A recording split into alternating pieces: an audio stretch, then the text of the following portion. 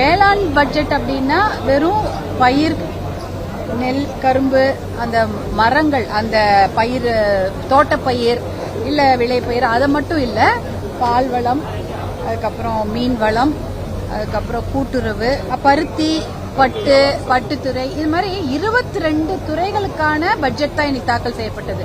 வெறும் agriculture budget மட்டும் இல்ல, 22 கோஆபரேட்டிவ் பற்றியோ, மீன்வளம், கால்நடைத்துறை, இப்படி எல்லா துறைகளுக்கான பட்ஜெட் தான் இன்னைக்கு தாக்கல் செய்யப்பட்டது. அதனால இது ஒரு டீடைல்டு பட்ஜெட்டா தாக்கல் செய்தாங்க. முதற்கண் இயற்கை விஞ்ஞானி நம்மாழ்வார் அவர்களுடைய பெயரில் பட்டய படிப்புக்கான ஒரு பல்கலைக்கழகம் ஆரம்பிக்கப்படும்னு சொல்லியிருந்தாங்க. அதுக்கு வாழ்த்துக்களை தெரிவிச்சுக்கிறோம். அவர் பெயரிலே இயற்கை விஞ்ஞானி நம்மாழ்வார் அவர்கள் பெயரில் விருது வழங்கப்படும் என்று அறிவித்திருக்கிறார்கள். அதே போல அஞ்சலை அம்மாள் அவர்கள் பெயரிலும் விருது வழங்கப்படும் அறிவிச்சிருக்கிறாங்க. அதுக்கு மனமார்ந்த வாழ்த்துக்களை தெரிவித்துக் கொள்கின்றோம். ஒரு துறைக்கும் தனித்தனியா நிறைய கழகங்கள் இருக்கிறது. இப்போ சிறுதானிய கழகம், குறுதானிய கழகம், கரும்பு, பனை, நெல், வாழைன்னு தனித்தனியா ஒன்னொன்றுக்கும் டீட்டெயில் பட்ஜெட் கொடுத்தாங்க. இப்போ தமிழ்நாடு பாத்தீங்கன்னா டெல்டா பகுதின்னு இருக்கும். தமிழ்நாடுனா டெல்டா பகுதினா நிறைய தண்ணீர் இருக்கக்கூடிய பகுதி. அங்க பாத்தீங்கன்னா இந்த நெல், வாழை, கரும்பு அதெல்லாம் பயிரிடுவாங்க. தண்ணீர் அதிகமாக தேவைப்படும் செடிகள். அடுத்தது பாத்தீங்கன்னா திருவண்ணாமலை மாவட்டம், அங்கெல்லாம் பாத்தீங்கன்னா முழுக்க நெல், வேர்க்கடலை அப்படிதான். அதே போல இந்த பன்ருட்டி, கடலூர் பகுதியெல்லாம் பாத்தீங்கன்னா முந்திரி, பலா அந்த மாதிரி மரங்கள் இருக்கும்.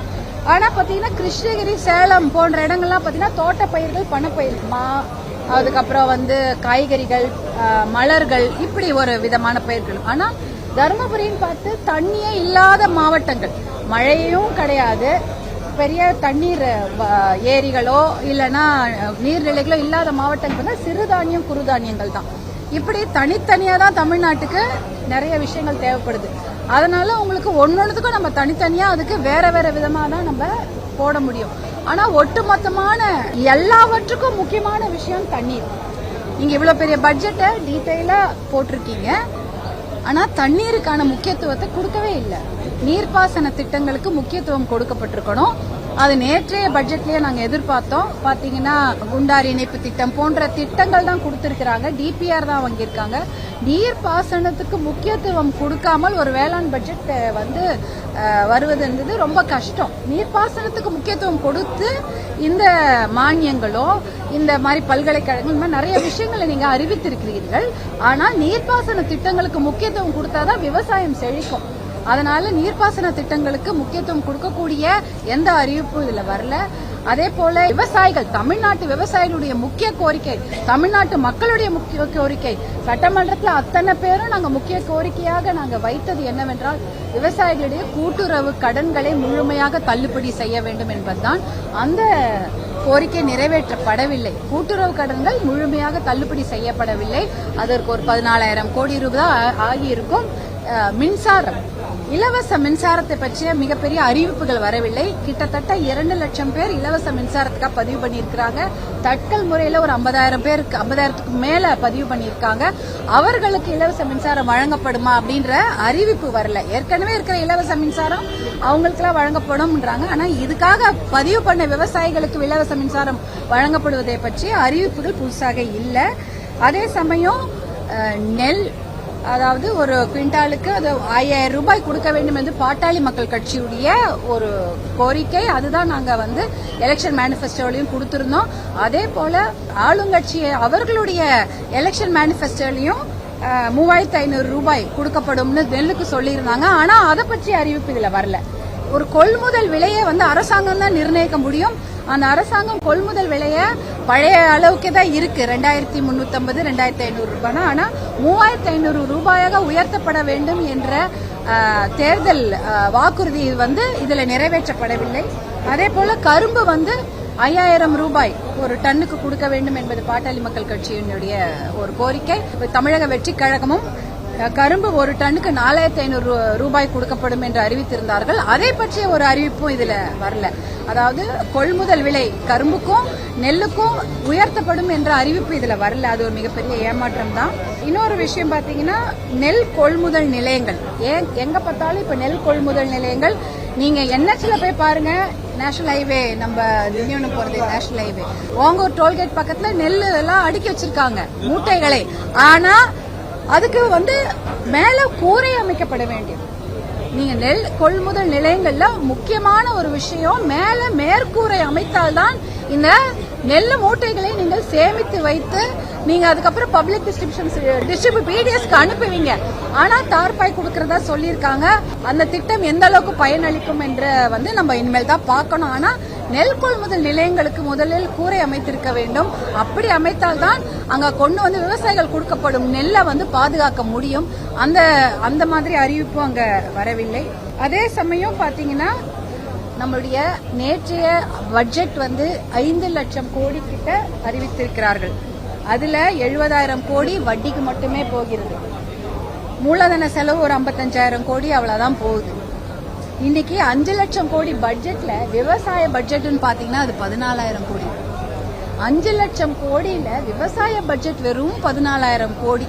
இந்த அனைத்து துறைகள் 22 துறைகளையும் சேர்த்து மீன்வளம், பால்வளம், பருத்தி, அப்புறம் கால்நடை துறை, இப்படி அனைத்து துறைகளும் சேர்த்து 22 துறைகளும் சேர்த்து 58,000 கோடி தான் பட்ஜெட்.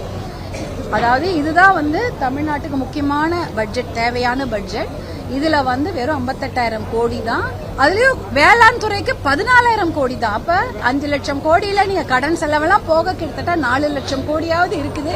இல்ல 4 லட்சம் கோடிக்கு குறைவாக இருக்குது. இல்ல 25%நாலும் 1 லட்சம் கோடி ரூபாய்க்கு நீங்க வேளாண் துறை பட்ஜெட்டையோ இந்த மற்ற துறைகளை சார்ந்த அத்தனை பட்ஜெட்டை போட்டிருக்கணும். ஆனா அதற்கு அதில் பாதி தான் போட்டிருக்காங்க. 25% கூட இல்ல, ஒரு 12-13% தான் பட்ஜெட்ல விவசாயத்திற்கும் மற்றபடி இந்த கிராமத்துல இருக்கக்கூடிய மீன் வளமா இருக்கட்டும், கால்நடையா இருக்கட்டும், பால் வளமா இருக்கட்டும், பருத்தி, பட்டு போன்ற எத்தனையோ துறைகள் இருக்கு.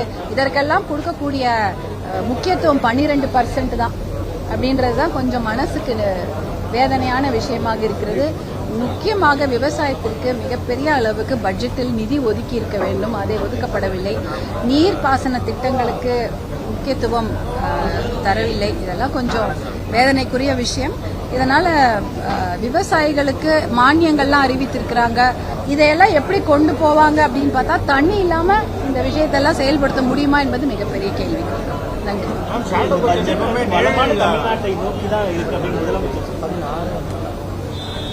வளமான தமிழ்நாட்டை நோக்கி நாம போக வேண்டும் என்றால் முதலில் நீர் திட்டங்களுக்கு ஒரு முக்கியத்துவம் கொடுக்கப்பட வேண்டும். இன்றைக்கு கூட பாத்தீங்கன்னா உச்சநீதிமன்றம் சொல்லியிருக்கிறாங்க, நீர்நிலைகளை பாதுகாக்க வேண்டும். 5 ஏக்கருக்கு மேல் இருக்கக்கூடிய நீர்நிலைகளை முதல்ல வரையறைப்படுத்தி அறிவியுங்கள்னு சொல்லியிருக்கிறாங்க. அதுக்கு அதை நம்ம செய்ய வேண்டும். அந்த நீர்நிலைகளை பாதுகாத்தாலே போதும், நம்ம விவசாயத்துக்கு ஒரு முக்கியத்துவம் கொடுத்த மாதிரி இருக்கும். அதனால நீர்நிலைகளை பாதுகாக்கக்கூடிய முயற்சியில முதல்ல நம்ம ஈடுபடணும்.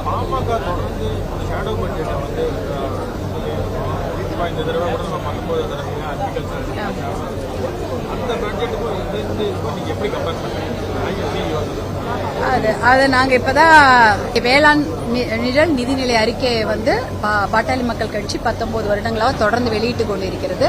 முக்கியமாக அது நீர்ப்பாசன திட்டங்களுக்கு தான் முக்கியத்துவம் கொடுக்கப்பட்டிருக்கும். அது இதுல இல்லாததுதான் நம்ம ஒரு கம்பாரிசனா பார்க்கலாம். இன்னும் நிறைய விஷயங்கள் இருக்கும். அதையெல்லாம் நாங்களும் இந்த பட்ஜெட்டை ஒப்புமைப்படுத்தி அதை கட்டி. காவேரி தண்ணீர் உங்களுடைய தொகுதியில் இருக்கக்கூடிய விவசாயிகளுக்கும் பொதுமக்களுக்கும் ரொம்ப அவசியம். காவேரி தண்ணீர் நமக்கு கிடைக்கல. அனைத்து கட்சி கூட்டம் அவசியம் பேசுறாங்க, எதிர்கட்சிகள் ஒரு பேசுறாங்க. அதை பத்தி எதுவுமே ஏன்னா உங்களுடைய மாவட்டத்துக்கு ஆமாமா கண்டிப்பாக அப்படிப்பட்ட அனைத்து கட்சி கூட்டத்தை கூட்டி ஒருமித்த கருத்தை கொண்டு போய் நம்ம புதுடெல்லியில போய் நீர்வளத்துறை அமைச்சர் பிரதம மந்திரியெல்லாம் பார்க்க வேண்டும் என்ற ஒரு கோரிக்கையை மருத்துவர் அன்புமணி அவர்கள் தான் முதல்ல சொன்னார். நன்றி. 22 சேர்த்து ஒரு அறிக்கை நீங்க தொடர்ச்சியா போராடுறது பள்ளிக்கரண சதுப்பு நிலம் பாதுகாக்கப்பட வேண்டும், அந்த மாதிரியான அறிவிப்புகள் ஏதாவது இருக்கா?